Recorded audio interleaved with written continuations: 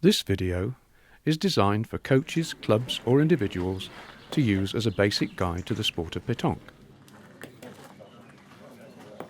It demonstrates the basic techniques of the game and attempts to explain the rationale behind such factors as choosing the right ball, the delivery of various shots to cope with a variety of playing conditions, and also basic tactics.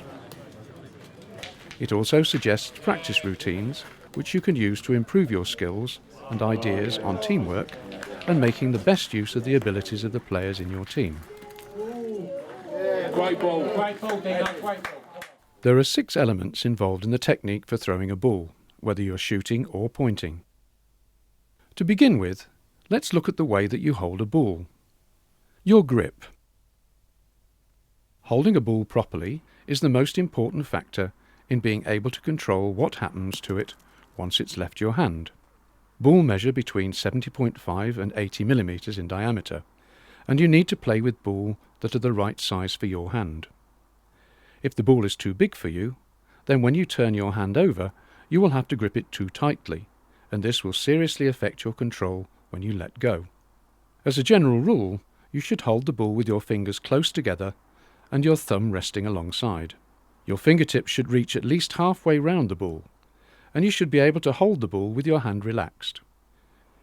Another reason for holding the ball this way is that it then allows it to spin backwards in the air off your fingertips, which increases your control of what it does after it's landed. The legal weight range for competition ball is 650 to 800 grams, and it's important that you do not opt for ball which are too heavy. Shooters in particular need to be aware that throwing balls at the heavier end of the range throughout a day of competition can be very tiring, and so most tend to opt for ball weighing 700 grams or less. Younger players should also be encouraged to play with the lightest available ball. The ground surface that you play on, the piste, can vary enormously between different playing areas, called terrains, or even on the same terrain. It may have a hard or soft base. It may have a thin or thick covering of a variety of top dressings or none at all. It may have large stones or fine grit, and it may be perfectly flat or covered with hills and hollows. It may also have various degrees of slope from edge to edge or corner to corner, and finally, it may change character completely depending on whether it's wet or dry. All these variations mean that you need to be able to adapt your style, particularly as a pointer, to achieve whatever you're trying to do, and the right grip and the right ball are crucial to that aim. Your stance. You need to think about the way that you stand in a circle, whether pointing or shooting. If you're right-handed, you should stand with your right foot pointing towards the direction of throw and your left slightly behind and at a slight angle to the left. This has the effect of moving your right hip out of the way to allow you to swing your arm in a straight line towards the target, and also to give you some sideways stability. Left-handers need to reverse these guidelines. It's important to keep your feet quite close together, since the minimum size circle is 35 centimeters in diameter, and both feet must be completely within the inside of the marked line when you throw. If you get used to standing with feet wide apart, it will affect your technique if you're forced to play with them much closer together. You should feel comfortable, balanced and relaxed before you begin the throwing movement. Backswing. To make sure that you can throw to a full range of distances and heights, it's important to lift your arm behind you in the highest backswing that you can comfortably manage. Not only does it give you a longer acceleration of your arm to throw further, but it also gives your arm the best chance of creating a straight line of throw. Follow through. When you swing through from behind, you should try to keep your arm as straight as possible in the direction that you want the ball to go, and follow through with a full extension of the arm to about head height. Release. Unless you deliberately want to spin a ball sideways, you should try to keep your hand level as you open it up at the end of the swing, to give the ball a chance to spin backwards off your fingertips. Most players who see their ball skidding off-line when they land are unconsciously putting side spin on them, usually from right to left in the case of right-handers. How to use your other arm. To keep your shoulder girdle square and fairly still during throwing, it helps if you extend your other arm to the side and slightly backwards. If your throwing shoulder swings back and forth during the throwing action, you are asking your arm to throw a straight ball while its pivot is moving. This problem is accentuated if you tuck in your other arm. Pointing. Pointing is throwing your ball to get closer to the jack than the opposition. Given the variety of factors already listed, you need to give your ball the best chance of landing and running to where you want it to finish. The most crucial factor, once the ball has left your hand, is to land it where you should get the best contact with the piste, and so it is important to find a spot which will give you consistent and predictable bounce. You need to decide on your line of throw, walk along that line to pinpoint where you need to land the ball, and then return to the circle to throw. This means that you should be able to throw the ball any distance along that line and still finish where you want it to be. Coaching books tend to show 3 basic deliveries: a low point which lands perhaps a third of the way to the target, a medium half lob point which lands roughly halfway, and a high lob which lands much closer and only runs a short distance. There are in reality an infinite number of heights and distances between the 2 extremes at which the ball might need to be thrown. The judgment of the pointer is to decide the right combination of height and length which are needed to achieve the result. The higher the throw, the more steeply the ball will fall to the ground, and the shorter the distance that it will run afterwards. Particularly with the high lob, it may help to bend and straighten your knees to assist with launching the ball skywards. The softness or hardness of the piste, the thickness of the cover, and the amount of slope are all things which need to be taken into account, and a skilled pointer will have worked all these out before they throw. Squat pointing. If you're able to squat down, this method of pointing, used by most of the world's top players, gives a distinct advantage in being able to read the undulations of the piste, and also allows you to release the ball very close to the ground if the conditions require it. Simply stand in the recommended way, 1 foot forward and the other at a slight angle behind, and bend your knees until you are almost sitting on your heels. Your lead knee should be pointing in the direction of the throw, and your other knee slightly downwards and at an angle of about 45 degrees. Keep your back straight, extend your non-throwing arm, and go through the backswing, follow through and release routine as usual. Shooting.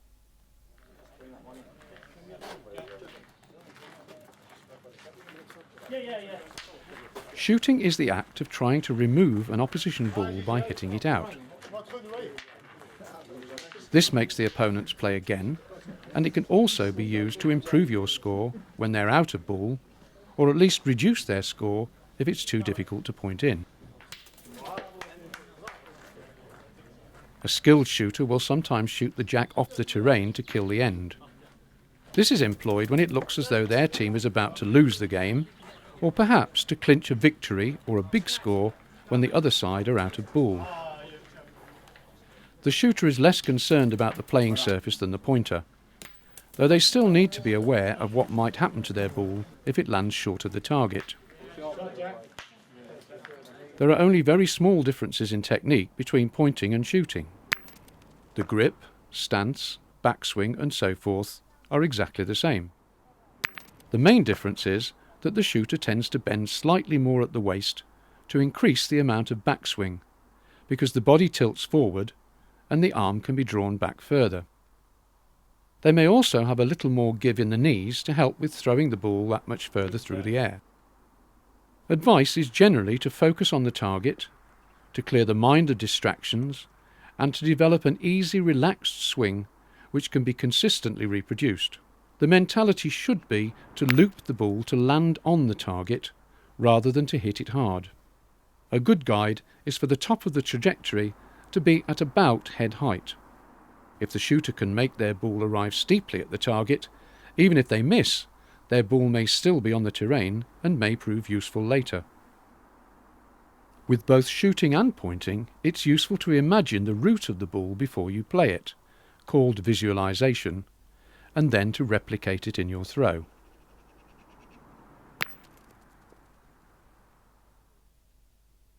Basic tactics. In almost every circumstance, when you throw the first ball of an end, you need to try to put it in front of the jack. It makes things more difficult for the opponents, who may accidentally promote it towards the jack, or it may be there for your team to deliberately knock up later in the end. How far in front depends, as so often in tactical thinking, on the balance of abilities between your team and the opposition. If you think that the other team are lacking in shooting skills, you may decide to play it quite close, say 30 centimetres, in front, in the hope that they will miss a couple of times and waste ball. Sitting your ball right on the jack is not a good idea, because if the ball is shot, the jack will probably spring to a different part of the terrain, and any ball previously played may be left behind and wasted.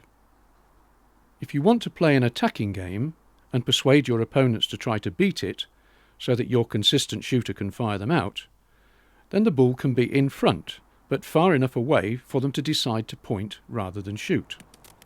Your player may perhaps even replace the opposition's ball with their own, called a carrow, to leave your side holding 2 points, which may force them to play defensively. Your tactics, necessarily, are determined by the relative levels of skill of your team and the opposition. When or whether to shoot will depend on your level of confidence in a successful outcome.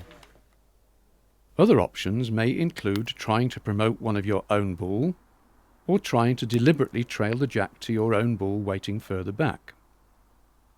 If you decide at some point that your team needs to defend, usually because your opponents have rather more ball left than you need to find some way of protecting your balls so that they are less likely to get shot. If you put your ball close to their best one, preferably in an on position, but at least fairly close to the jack, they will have to point very well to score any more points, or risk shooting out their own ball and losing the end. As a last resort, placing your ball in line with the jack to make them worry about moving it accidentally if they attempt to shoot may be your best option. Teamwork. Playing as a team is a vital part of the sport. Supporting each other, whatever the circumstances, is very important, and maintaining a positive feel in the team is more likely to turn things around than negative thoughts or criticism. Encourage good play and try to find something positive to say, even if things have gone wrong. Deciding on the most appropriate player to point or shoot, assuming that they still have a ball to play, is part of your tactics. And when to use your pointer, shooter, or milieu, middle player, may make a huge difference to the outcome. When you are not playing a ball, it's important to stand together and look like a team. When it's your side's turn to play, discuss the possible options and allow the player in the circle to make the final decision, since they are more likely to succeed if they feel that it's the right play for them.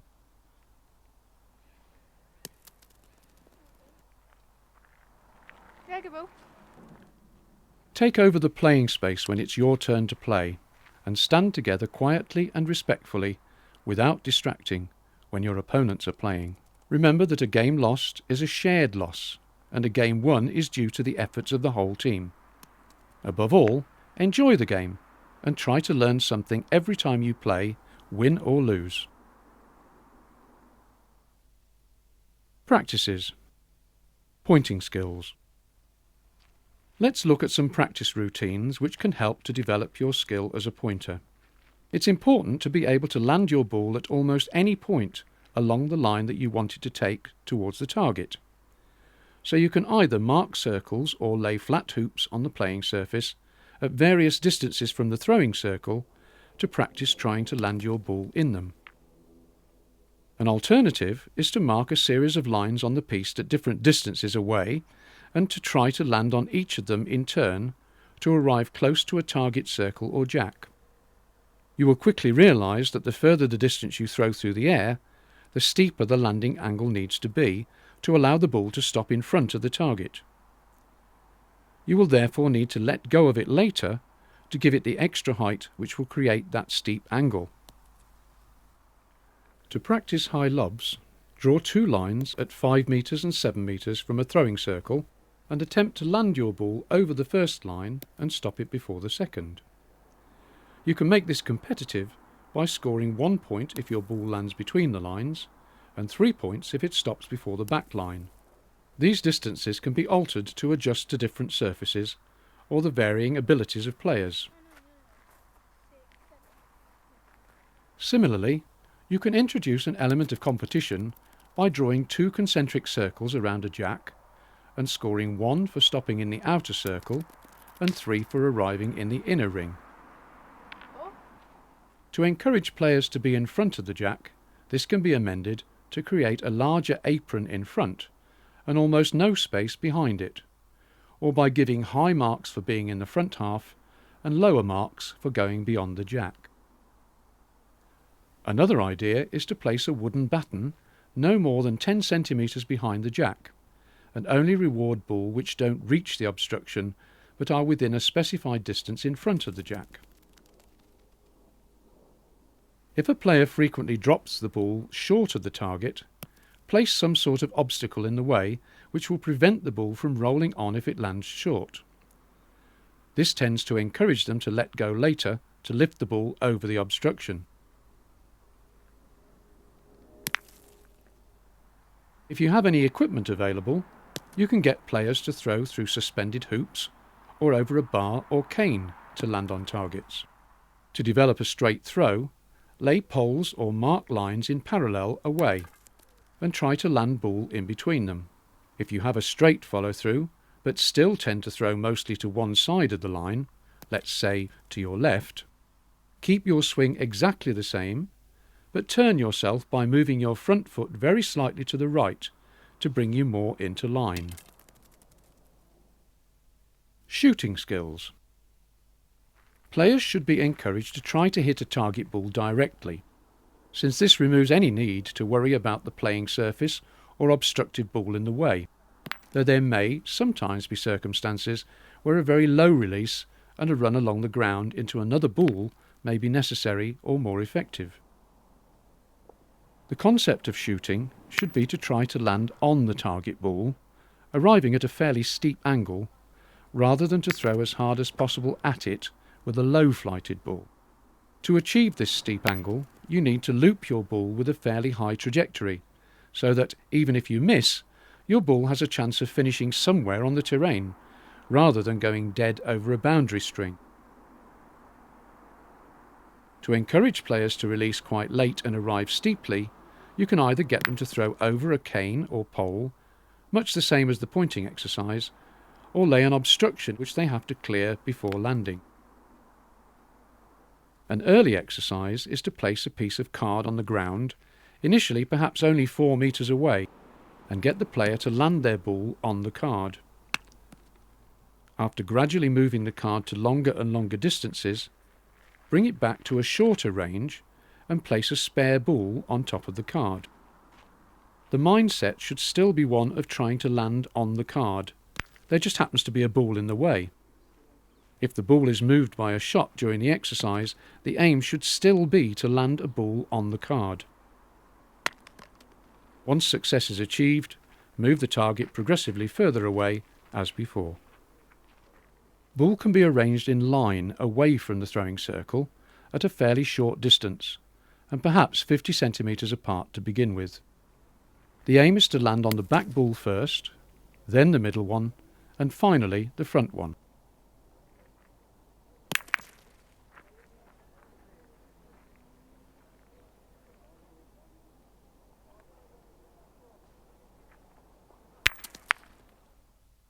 As the player becomes more accurate, gradually move the ball a little further away and then begin to shorten the distance between the ball. Expert shooters can pick out ball with a ball width about 7 centimetres between them.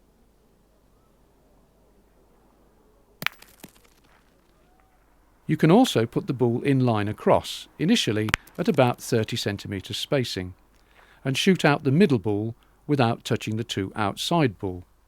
Then gradually reduce the gaps between the ball until there may only be 1 or 2 centimetres between them.